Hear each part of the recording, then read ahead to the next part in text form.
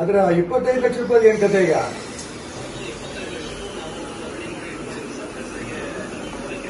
ಹಾ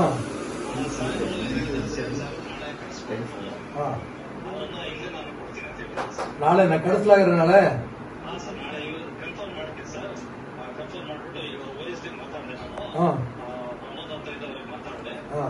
ನೀವು ನೋಡಪ್ಪ ಅಬ್ಜೆಕ್ಟ್ ಹೇಳಿದ್ರೆ ನಾವು ಅವ್ರನ್ನ ಅಲ್ಲಿಂದ ಕಳಿಸ್ಕೊಂಡ್ಬಿಡ್ಬೇಕು.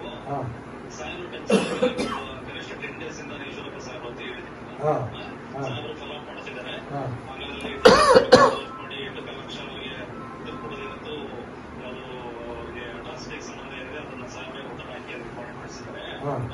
ಆದಷ್ಟು ಬೇಗ ಮಾಡಬೇಕು ಅಂತ ಹೇಳಿ ಸರ್ ನಾನು ಇದನ್ನ ಬರ್ಸ್ಕೊಂಡ್ಬಿಟ್ಟು ಟ್ರೆಜರಿಗೆ ಜಮಾ ಮಾಡಕ್ಕೆ ಬರ್ಸ್ಕೊಂಡು ಅಕೌಂಟ್ ಸಮೇತ ತರ್ಸ್ಕೊಂಡು ರೆಡಿ ಮಾಡಿ ಇಟ್ಕೊಂಡ್ಬಿಟ್ಟಿದ್ದೆ ಸರ್. ಆಗಿದೆ ನಿಮ್ಮ ಅಕೌಂಟ್ಗೆ ಇದಾಗಿದೆ 8 ಲಕ್ಷ ರೂಪಾಯಿ ಕೊಟ್ಟು ಹಾಕಿಲ್ಲ. ಕ್ಲಿಯರ್ ಆಗುತ್ತೆ ಮಾಡ್ಕೊಡೋದು. ಆಮೇಲೆ ಪ್ರತಿ ತಿಂಗಳು 5,000 ರೂಪಾಯಿ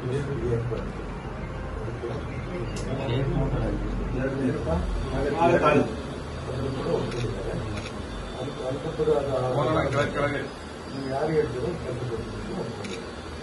25 ಲಕ್ಷ ರೂಪಾಯಿ ಚೆಕ್ಕಿಗೆ 2-3 ದಿನದಲ್ಲಿ ನೀವು ಫೋನ್ ಮಾಡಿ ಬೆಂಗಳೂರಿಗೆ ಕಳಿಸ್ತಾರೆ. ಇವರು ಡಿಸ್ಟ್ರಿಕ್ಟ್ ಪೊಲೀಸ್ ಹತ್ರ CM ಮಾತುಕತೆ ಮಾಡಿ ಮೊಬೈಲ್ ನೋಡ್ಕೊಡ್ತೀವಿ.